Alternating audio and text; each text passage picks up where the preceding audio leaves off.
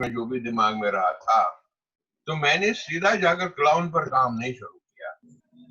मैंने कहा कि पहले मैं देखूं कि देश भर में खासकर ऐसी कोई जगह चुनूं जहां से मैं थोड़ा और घूमूं और मटेरियल जमा करूं। तो मैंने नटों पर काम शुरू किया, जो रस्सी पर चलते हैं लोग। हाँ। तो मैं जनाब करीब 2000 गाँव में मेरे एक दोस्त थे, मेरे साथी भी थे वकार फारूकी, बहुत ही अच्छे एक्टर थे, बहुत ही अच्छे गाने वाने भी लिखते थे।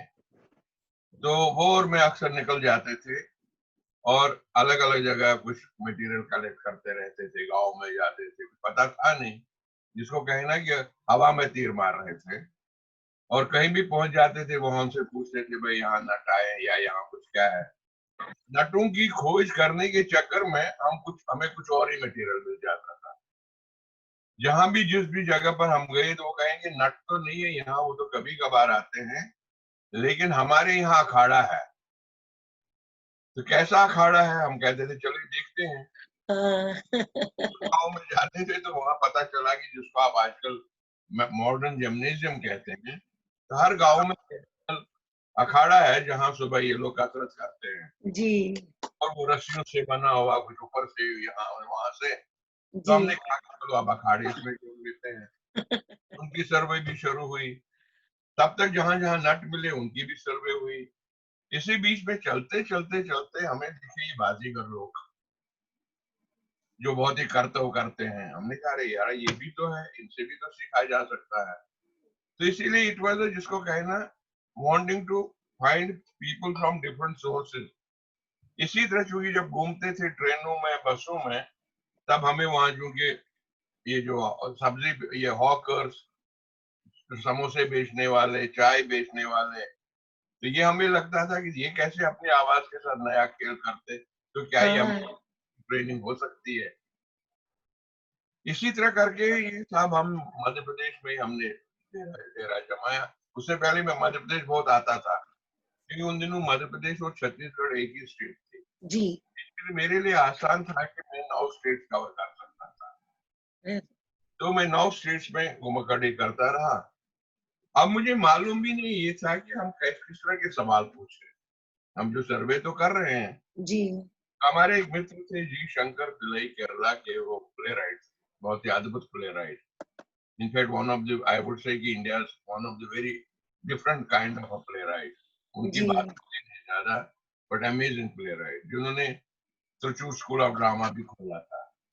वो चूंकि लिंग्विस्ट भी थे, तो अक्सर मैं उनको बड़े भाई की तरह मानता था। तो मैंने उनसे पूछा कि मुझे समझ नहीं आता क्या सवाल पूछने हैं। तो उन्होंने फॉर्म बनाया मेरे लिए कि भाई, और उसमें ये था कि पहला सवाल ये था कि आपका इष्ट देवता कौन सा है, ये पूछना। क्यों, इष्ट देवता से मुझे पता चलेगा ये बिलीफ्स क्या है इनके, और ये कौन है ये लोग। फिर आपकी जो जो आपका प्रोफेशन है, उस कौन सी कास्ट के हो, इस प्रोफेशन के तहत आप काम कर रहे हो। इसी तरह के आपकी बहुत सारे हो गए फॉर्म, करीब 15-20 सवाल। तो it became more of a sociological study for us. हमने करीबन, अभी भी रखे होंगे करीबन 2-2,500 फॉर्म फिलअप करके वो अरे मटेरियल। वाह। फिर हमने कहा कि कोशिश क्यों ना करें, 2-3 दिन की वार्ता हो सकती है, मैं तो काट उसको तोड़ तोड़ कर बता रहा हूँ।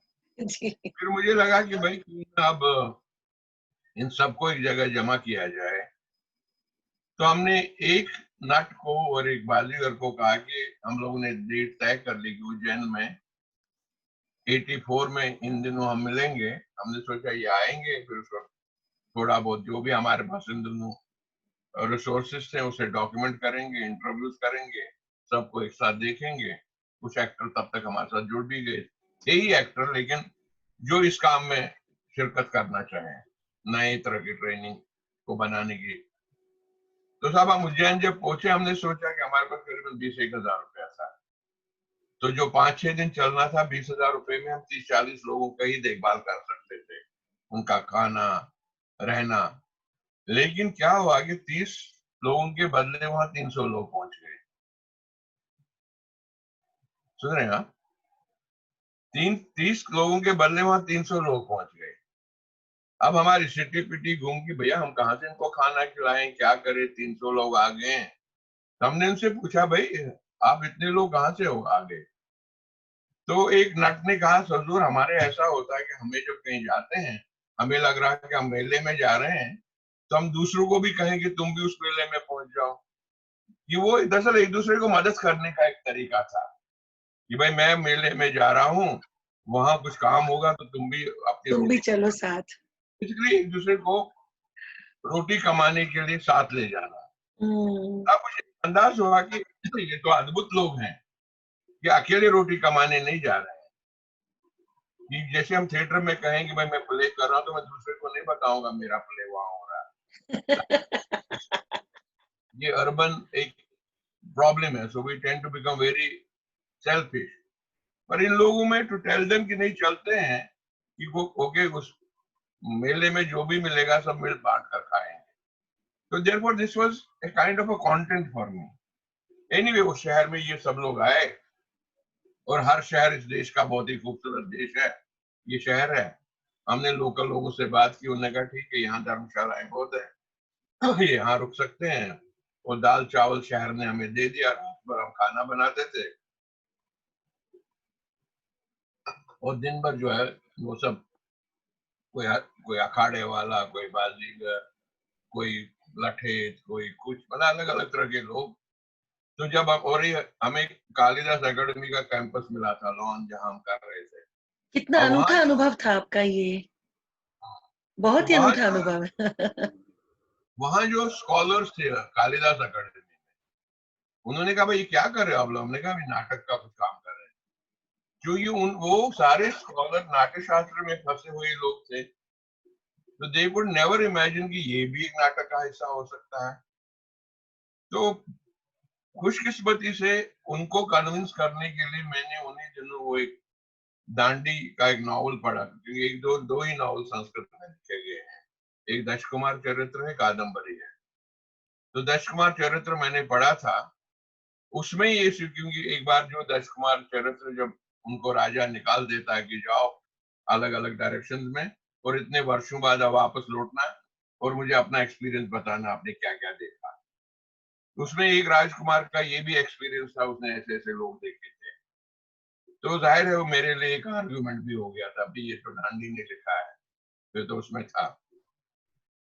खैर जो भी डॉक्यूमेंट हो सका कर लिया हमने, कुछ लोगों को अपने साथ रखा। उसके बाद हुआ कि भाई आप इस पर कोई, ये तो ठीक है एक फिजिकल ट्रेनिंग हम बना लेंगे, और लेकिन अब तो जरा देखिए दूसरे किस तरह के काम हो सकते हैं। तो हमने एक और वर्कशॉप की जिसमें हमने जो अलग अलग थिएटर फॉर्म्स हैं हिंदुस्तान में, जो फोक थिएटर की, उन 8 फॉर्म में जो विदूषकों का रोल करते हैं एक्टर्स, और वो अलग अलग नाम से जाने जाते हैं, वो विदूषक के नाम से नहीं जाने जाते।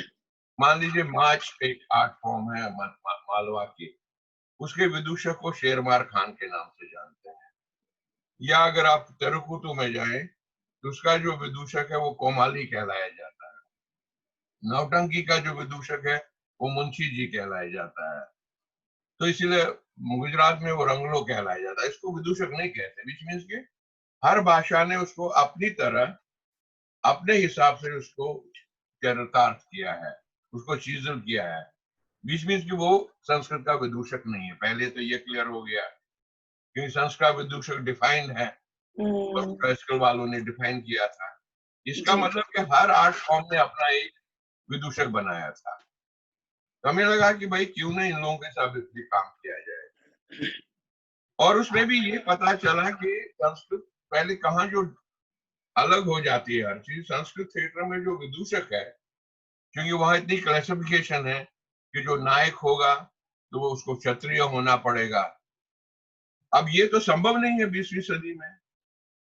ये तो है नहीं हम थिएटर में आए, हम कहेंगे झुनझुनवाला को तो क्षत्रिय होगा क्या, ये आप क्षत्रिय होंगी तभी रोल मिलेगा, और इनको तो कोई भी रोल नहीं मिलेगा, ये तो मशूद्र माने जाएंगे, कि कहेंगे अरे साहब ये तो जाहिर है ये 20वीं सदी को एक चैलेंज करती है उस नाट्य शास्त्र के थिएटर को, कि जहां चूंकि वहां ये कि भाई वहां, और दूसरी कि जो विदूषक है उसमें उसको ब्राह्मण होना पड़ता था।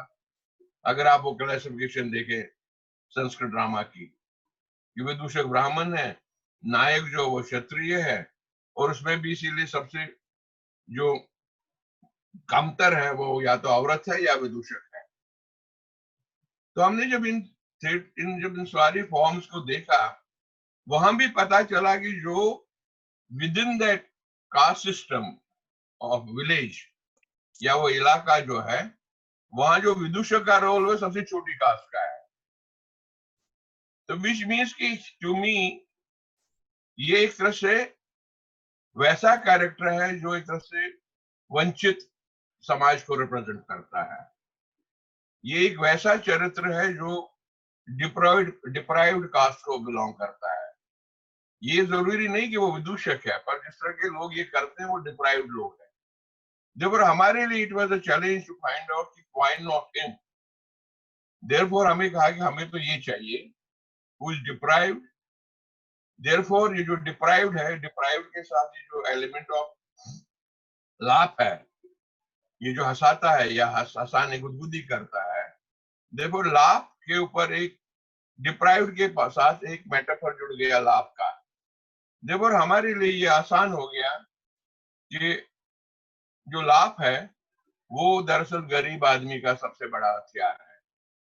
अगर गरीब आदमी के पास सबसे कोई बड़ा असला है, उसके बाद असला हंसना ही उसका असला है। देखो वो उसका वोकल प्रोटेस्ट है।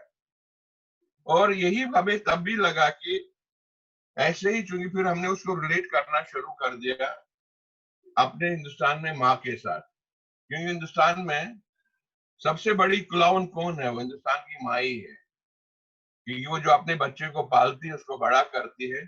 तो सबसे ज्यादा क्लाउन का रोल वो बच्चे के लिए माँ ही करती है, देश का चेहरे बनाती है, आवाजें निकालती है, because she is the clown to her own child.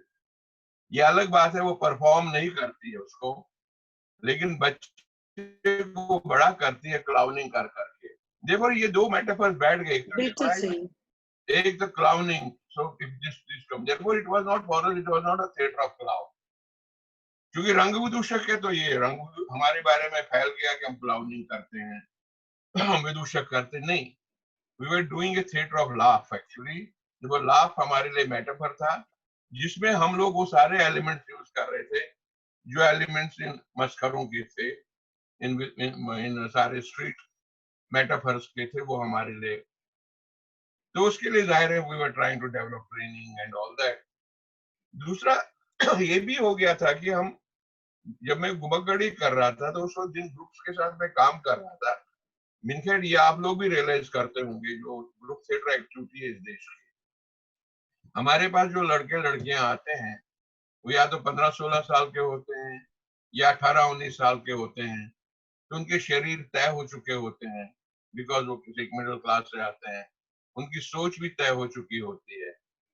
तो जाहिर है जब आप उनकी ट्रेनिंग देते हैं तो वो उस ट्रेनिंग को रेजिस्ट करते हैं, क्योंकि उनके ऊपर ये कहा गया है कि थिएटर करोगे तो हाँ तो डायलॉग ही बोलोगे।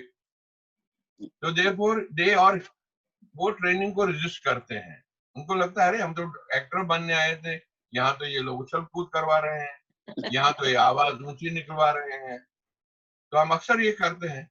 तो ये भी मेरे दिमाग में कहीं था कि हम will have to develop group theatre. तो हर ग्रुप थिएटर को अपना एक ट्रेनिंग सिस्टम डेवलप करना पड़ेगा, खासकर अपने एक्टरों के लिए जो 19 साल की उम्र में वहां आते हैं। तो ये कहीं दिमाग में पीछे था, क्योंकि तो जाहिर है हम लोगों ने उसमें ये नट भी जुड़ गए। हमने कहा कि क्यों ना एक ऐसी जगह पैदा की जाए जहां मैं एक्टर को कहूं कि भाई तू छलांग मार। वो छलांग मारने से डरता था कि कहीं मेरा हड्डी ना टूट जाए। तो हमने सर्कस की मदद ली, क्योंकि हमने देखा कि मैं तेलीचेरी गया, तेलीचेरी जहाँ सर्कस कंपनी सारी उनके ऑफिस है। हमने देखा कि वो कैसे लोगों को ट्रेन करते हैं। वो पहले नीचे नेट बांध देते थे, फिर ऊपर अपने आर्टिस्टों को वो सॉमरसॉल्ट करवाते थे। उससे वो लोग डरते नहीं थे, उनको लगता था अगर गिरेंगे भी तो नेट पर गिरेंगे। बीच बीच की उनको एक सेफ्टी नीचे दिखती थी, तभी वो करते थे। और वो सेफ्टी जो थी वो नेट जो सेफ्टी का काम करता था, वो नेट दरअसल उनके शरीर को भी एक्सरसाइज भी करवाता था। जो ही आप नेट पर गिरते तो आपका शरीर ऑटोमेटिकली, जैसे आजकल बच्चे उस पर कूदते हैं, what is it called, sports में जो होता है वो, जी, तो जाहिर इट वाज लाइक दैट। तो हम लोगों ने एक पूरा एक जिम जैसा क्रिएट किया, जिसका नाम हमने नाटक खेलवा रखा, ये रंग खेलवा रखा। तो विच मीन्स कि हम इनडायरेक्ट ट्रेनिंग शुरू करें, एक्टर को पता ही नहीं चले कि वो कब ट्रेन हो रहा है। Therefore, we had to create a system where आपका नेट आपकी ट्रेनिंग करवा रहा है। फिर आप जो प्रॉप्स हमने कुछ बनाए कि वो प्रॉप्स के साथ खेलते खेलते उनको पता ही नहीं चलता था कि उनकी वॉलंटरी और इनवॉलंटरी मसल्स की ट्रेनिंग कैसे हो रही है। इसके एक साल भर बाद उनको लगता था कि हम प्रॉप्स को छोड़ दी जाए तो रियल ट्रेनिंग कर देते। तब हमने छव इंट्रोड्यूस किया, इवन राय बैसे के भी लोग हमने बुलाए वहां अपने ग्रुप में। फिर हमने जो है कर्तव्यवाद बुलाए जो हमारे साथ काम करते रहे। तो ये तरह करके जो, और ये भी हमें आइडिया कहाँ से आया कि हिंदुस्तानी ग्रुप थिएटर के एक्टर को ट्रेन करने का जो तरीका है वो आप ऑक्यूपेशन से ले सकते हैं। क्योंकि जैसे आप हिंदुस्तानी ऑक्यूपेशन देखेंगे, अगर एक मछुआरा है तो वो जब जाल फेंकता है पानी में, फिर जब उसको खींचता है तो ऑटोमेटिकली उसकी एक एक्सरसाइज शरीर की होने लगती है। This is the occupation which is making you to do the exercise. इसी तरह जब उसके साथ वो चिल्लाता होय शा करके, it becomes the training for his speech as well as the training for his breathing. Therefore, we called it occupational techniques to develop training for the actors जो दरअसल शाम को आते हैं। मैं उनका अमेच्योर नहीं कहता हूँ, मैं उनको कहता ये अंशकालिक एक्टर्स हैं।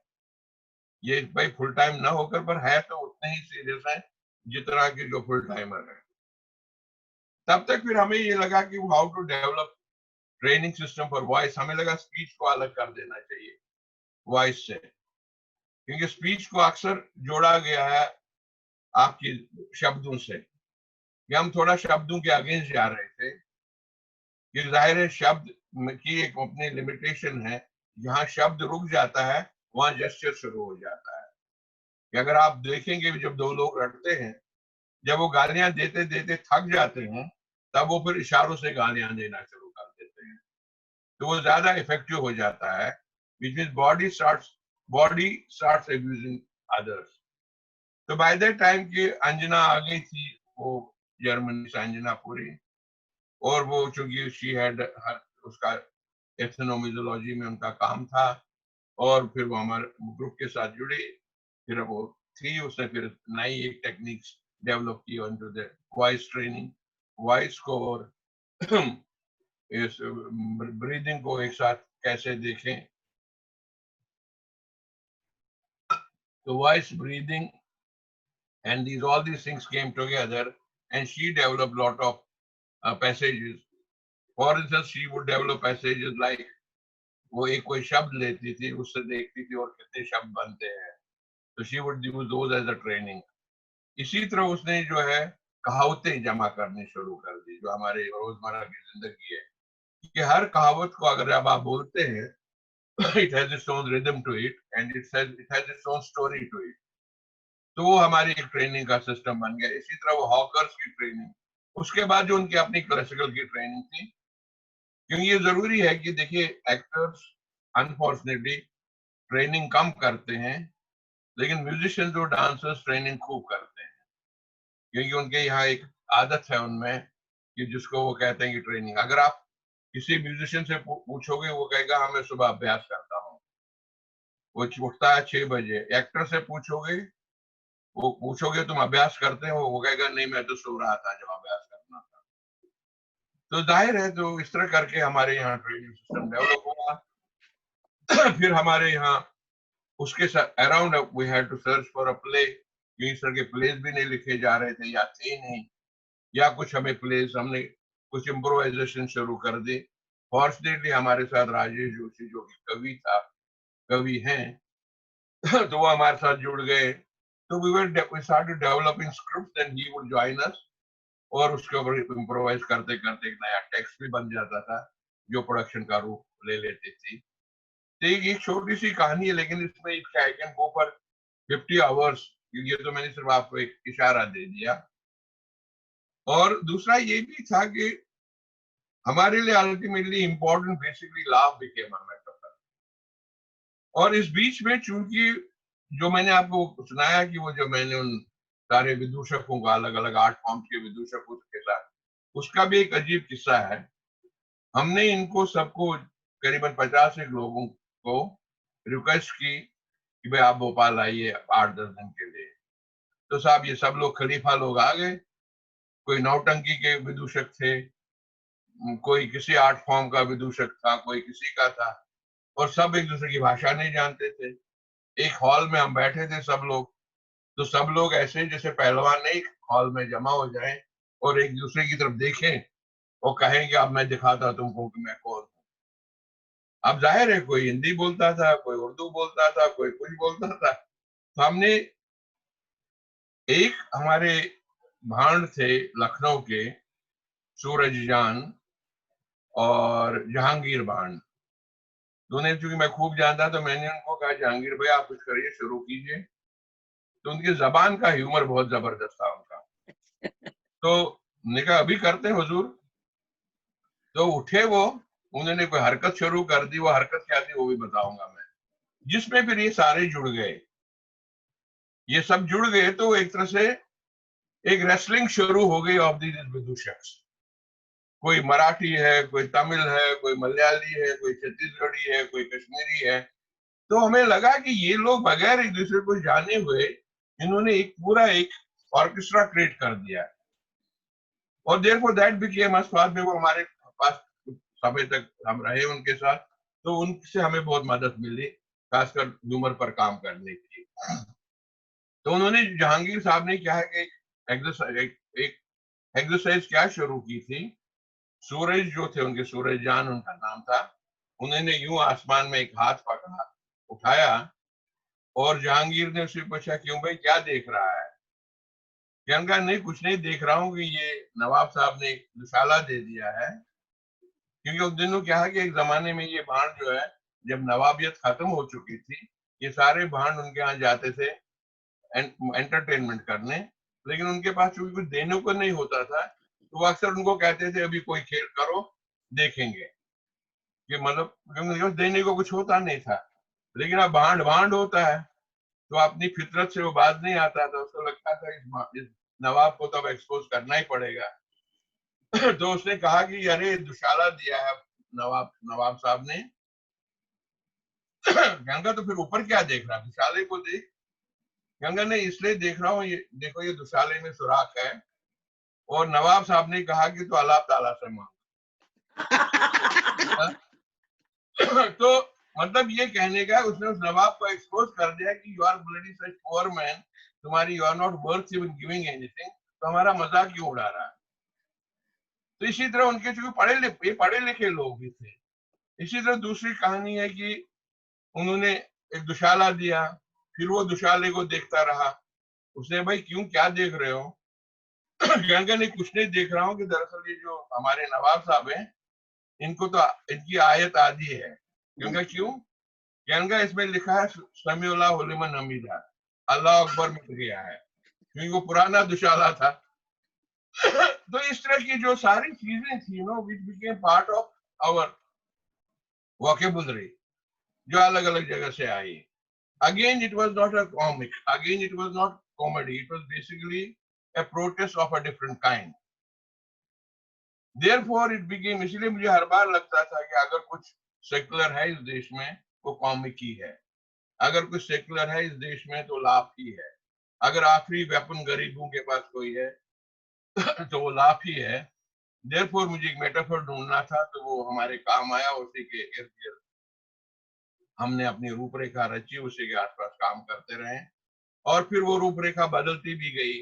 कभी वो पेंटेड फेसेस होता गया, कभी वो लाफ हुआ, कभी वो सेलिब्रेशंस हुआ। तो अंत में मैं आज ही बात कर रहा था अपने ग्रुप से, उन्होंने कहा कि जो जो कलेक्टिव सेलिब्रेशन एंड में क्यों आया।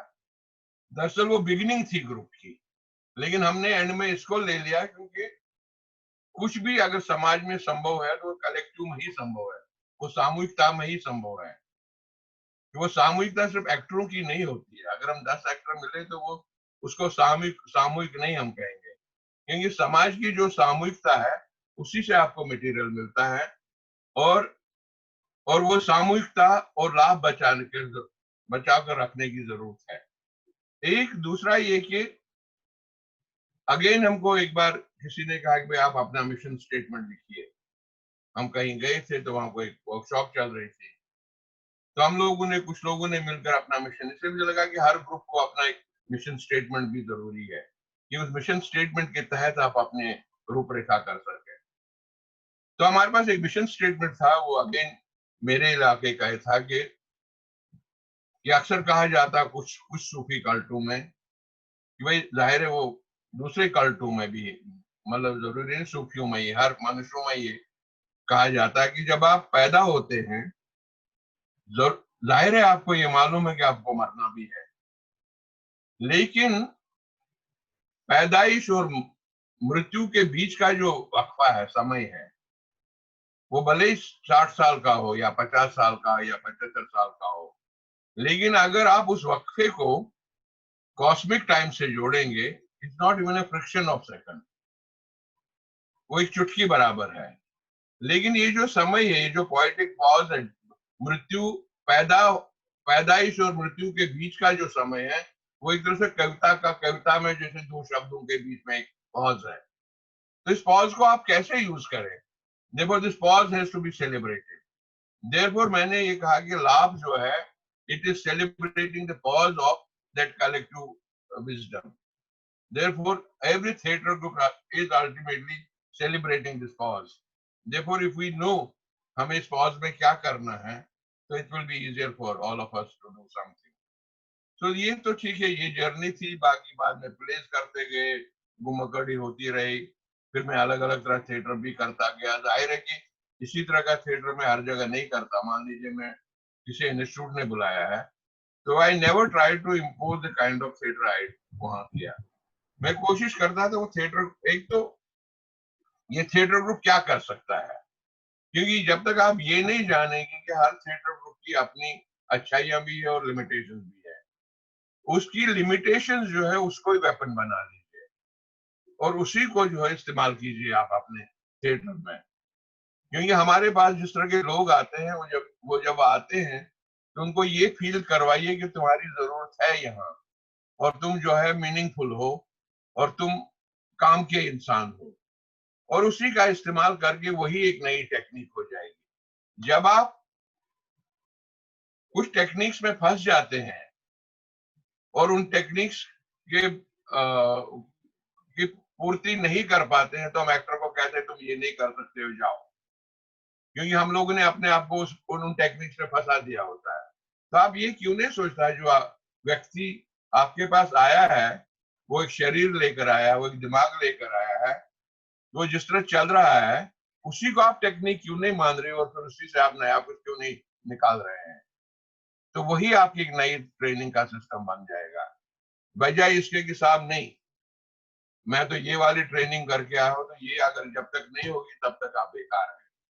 इसीलिए मुझे कभी कभी जो जो इम्पोज इंस्टीट्यूशनलाइजेशन है ना, उसके प्रति थोड़ा सा दिक्कत भी होती है मुझे।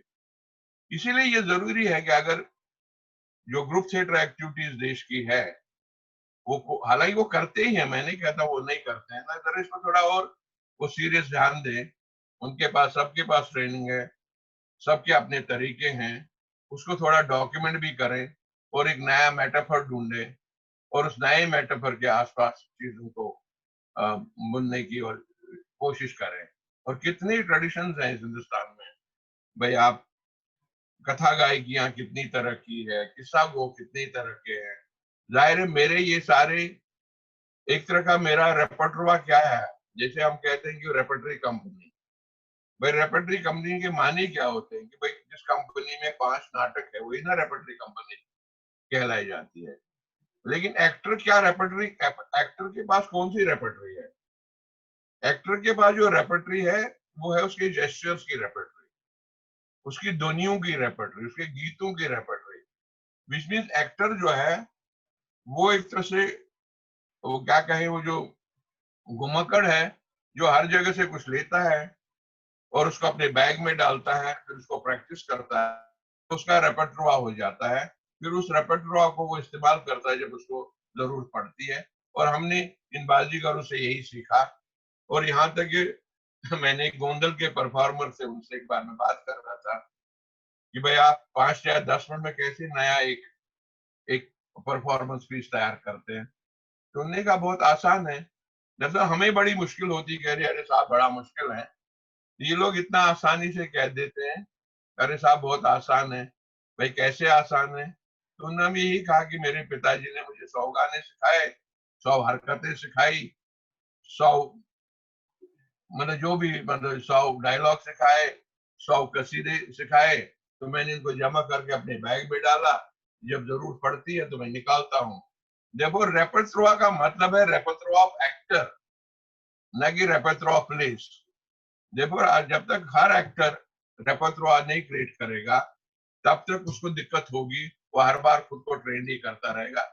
जैसे कि म्यूजिक में भी होता होगा, अपना राग रागनिया भी तो एक तरह से रेpertoire ही है ना, जिसका वो इस्तेमाल करते हैं हर बार, या जो उनके बोल हैं, तो एक तरह से रेpertoire है।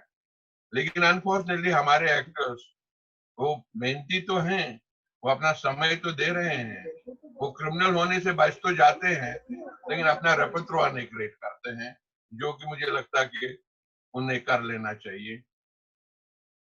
तो ये अगर कोई प्रश्न हो तो।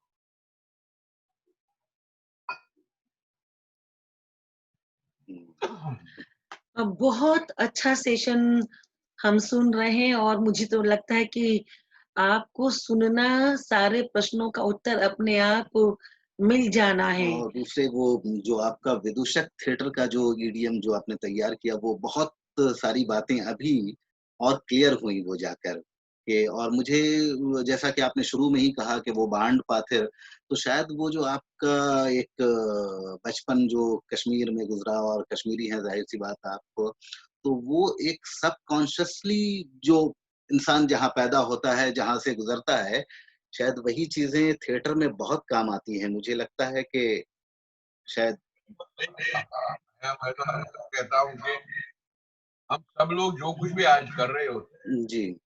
मैं कभी किसी और वेबिनार में था, मैंने कहा कि दरअसल ये बहुत जरूरी है क्रिएटिव लोगों के लिए कि उसको कहीं जाने की जरूरत नहीं है। जब भी वो फंस जाए तो उसको अपने बचपन में वापस लौटना चाहिए। सही। बचपन से ज्यादा आपके पास विरासत कोई नहीं है। हाँ, उसको थोड़ा कॉन्शियसली देखिए, उसको रोमांटिकली मत देखिए।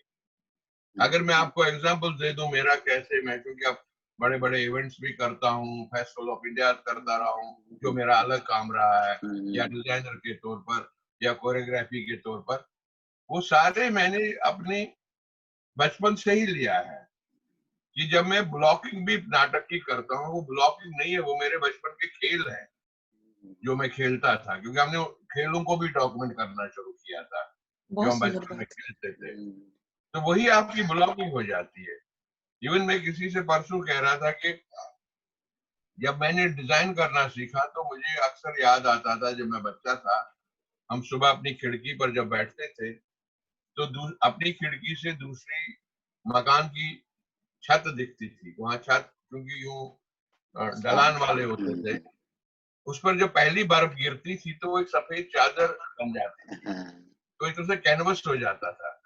तो मेरी आदत थी एज अ चाइल्ड या उसकी तरफ देखना, और उस पर जो पहली चिड़ियाएं आकर बैठती थी, उस पर जब बर्फ पर चलती थी तो वो एक आकार बनाते थे। फिर दूसरी चिड़िया आती थी, फिर वो दूसरा आकार बनाती थी। एक तरह से चिड़ियाएं एक तरह के डिजाइन क्रिएट करती थी और फिर वो उड़ जाती थी।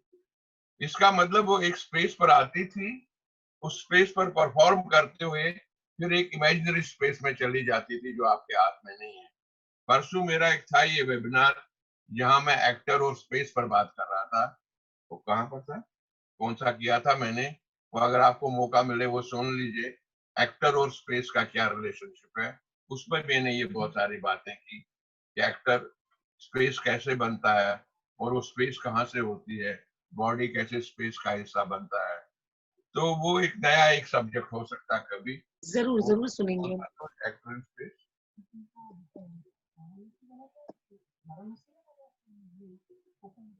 नहीं, कोई कहीं मैंने किया था अभी वो हम खोज लेंगे इसे, हम खोज एक्टर और लेंगे। स्पेस करके। हाँ नहीं, वो वहां था केरला वाला। जी जी, लोकधर्मी मैंने एक्टर और लोग अच्छा, हाँ वो ठीक है, हम मिल जी जाएगा। जी हमने देखें। बाद में हाँ मुझे उनके पेज पे बताया मिल था, जाएगा। और मैंने ये सारी बातें की क्योंकि मैं कोशिश करता हूँ कि अगर अलग अलग चीजों पर, क्योंकि इतना गड़बड़ हो चुका है घूमने की वजह से दोस्त, क्योंकि मैंने जितना अपने दोस्तों और अपने एनवायरनमेंट से अपने आसपास से लिया है, फिर मैं खुशकिस्मत था, मुझे चूंकि लोक कलाओं में काम करने का बहुत मौका मिला, उन्होंने मुझे जो सिखाया। आज मेरे थिएटर से ज्यादा मित्र लोक कलाकारों में हैं। आज भी मेरे पास 20,000 एड्रेस होंगे जिनसे मैं बात करता रहता हूँ, क्या और बात शायद है। बहुत लोगों के पास नहीं होंगे, क्योंकि उनसे वही बातचीत करते, उनके साथ ही बातचीत होती है, उनके साथ काम करते हुए, उनकी चीजें देखकर जो मेरे काम बात करते हैं, हम एक दूसरे के काम ही तो आते हैं। इसी तरह मुझे नहीं लगा, जैसे इसी तरह जैसे मैंने कहा कि आप देखिए ना, कितने लोग हैं इस शहर दुनिया में थिएटर में जो कर रहे हैं। फिर मेरा एक और जो इंटरेस्ट रहा है वो स्पोर्ट्स रहा है। स्पोर्ट्स से मैंने बहुत कुछ ले लिया है। मेरा ये मानना है जो एक्टर है वो दरअसल एक्टर कम है, वो स्पोर्ट्समैन ज्यादा है। इसीलिए जब वो स्टेज पर आता है, वो उस खिलाड़ी की तरह आता है जो वहां दौड़ता है, फिर दूसरा खिलाड़ी उसको साथ देता है, तो फिर वहां से वो कुछ काम करके निकल जाते हैं। इसीलिए एक्टर परमानेंट नहीं है स्टेज पर। इसी तरह वो खिलाड़ियों का आना जाना है उस पर। इसीलिए वो आता है डॉज करते करते। आप तो फुटबॉल के तो शौकीन होंगे ही, आप कोलकाता में रहते हैं। इट्स लाइक ए स्कोर करने वाली बात है, till you reach and you give a pass to each other. Unless actor sportsman नहीं है, he can't be a brilliant actor. उसकी body should work like a sportsman, उसके reflexes should work like a sportsman. फर्क सिर्फ इतना ही है कि शायद एक स्पोर्ट्समैन के ज्यादा वॉलंटरी मसल्स यूज करता है, हम इनवॉलंटरी मसल्स यूज करते हैं, यही फर्क होगा। Otherwise there is no difference between a gymnast and actor. Breathing का वो भी उतना इस्तेमाल करता है, वो भी बिगिन करता है और एंड करता है चीजों को। जैसे 100 मीटर वाला रेस वाला एक बिगिन करता है, फिर उसको एंड करता है। इसीलिए मेरा कहना ये है कि जो फिजिकल वर्क है वो दरअसल एक क्या कहें, मॉन्क और पहलवान का काम, दोनों का मिलाकर एक काम है। कि उसमें जो मॉन्क वाली जो कामनेस चाहिए, जो स्पोर्ट्समैन जब बैठा रहता है तो उस मॉन्क हो जाता है, वो कंसंट्रेट करता है, फिर जब वो दौड़ता है तो वो स्पोर्ट्समैन हो जाता है। तो एक्टर जो is a combination of a monk and a sportsman, therefore he is a physical and he is mental both, therefore there is that commonness. इसलिए बहुत लोगों को लगता है अरे इनका थिएटर फिजिकल है। अरे भाई, physicality is not possible without being काम। दादा ये जो ये हम वापस शुरू करने वाले हैं इसको।